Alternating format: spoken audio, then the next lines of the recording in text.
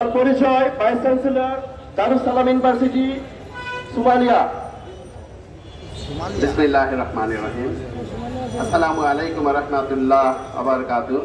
সবাইকে সংগ্রামী সালাম ও শুভেচ্ছা। আজকে আমি বক্তব্য নয়, কয়েকটি বিষয় আপনাদের মাধ্যমে, মিডিয়ার মাধ্যমে সমস্ত জাতির কাছে প্রশ্ন রাখতে চাই। আমার কাছে মনে হচ্ছে ওই কাউয়ার মতো তলে তলে কাজ শুরু হয়েছে। এরকম তলে তলে কাজ যদি আপনারা করেন, কাউয়াকে অনুসরণ করে, তাহলে কাউয়া এখন কোথায় আছে আপনারাই খুঁজে দেখুন। কাউয়ার পরিণতির জন্য আপনারাও প্রস্তুত হবেন, সেটা আমরা প্রত্যাশা করি না। কারণ আপনারা তো আমাদের আন্দোলনের পরিপ্রেক্ষিতে এই রাষ্ট্রীয় ক্ষমতায় এসেছেন, আমাদের সন্তানের জীবনের বিনিময়ে আজকে আপনারা ক্ষমতায় এসেছেন। সুতরাং জনগণের ভাষা আপনাদেরকে বুঝতে হবে, দেয়ালের লিখন আপনাদেরকে পড়তে হবে। আজকের আলোচনায় প্রশ্ন উঠেছে, একজন ব্যক্তির ছবি অফিসে অফিসে টানানো থাকবে কি থাকবে না। এই প্রশ্ন আজকে সমস্ত মানুষের। আপনারা জানেন সেই ব্যক্তিকে। তার কন্যা বলেছিল আমি শেখ মুজিবের মেয়ে, আমার উপরে আস্থা রাখেন। আসলে আমাদেরকে ভুলিয়ে দেওয়া হয়েছিল শেখ মুজিবকে।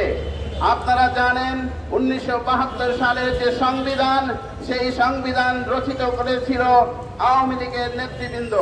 তারা কিন্তু শেখ মুজিবুর রহমান সাহেবকে জাতির পিতা ঘোষণা দেননি।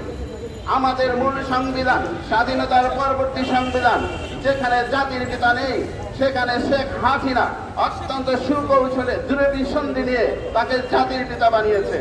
তারপর তিনি কি করলেন? তার উপরে চড়াও হয়ে আমাদের উপর সমস্ত নির্যাতন, আমাদের সমস্ত প্রতিষ্ঠানকে ধ্বংস করা, সেগুলি করলেন। এবং শেখ সাহেবকে আমাদের জন্য একজন পয়গম্বর হিসাবে হাজির করলেন। সেই পয়গম্বরের আমলনামা আমরা যাতে দেখতে না পারি, সেই জন্য সমস্ত পত্র পত্রিকা, বিশেষ করে বিশ্ববিদ্যালয়ের লাইব্রেরি থেকে সরিয়ে নিলেন।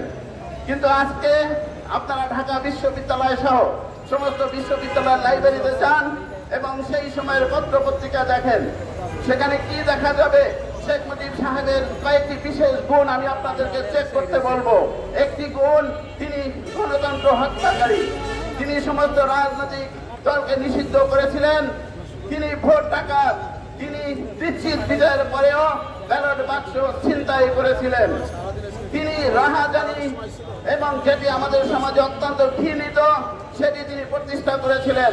তার ছেলে একজনের স্ত্রীকে তুলে নিতে চেয়েছিল, তখন তার কাছে নালিশ গেলেন, বা শেষমেশ তিনি কোনো ব্যবস্থা নিলেন না, বরং বললেন ছেলে মানুষ এরকম করে থাকে। এর মাধ্যমে তিনি সামাজিক বিচার এস্টাবলিশ করেছিলেন। তার ছেলে ব্যাংক ডাকাতি করেছিল, কোনো ব্যবস্থা নেননি, তার মাধ্যমে তিনি ডাকাতিকে স্বীকৃতি দিয়েছিলেন।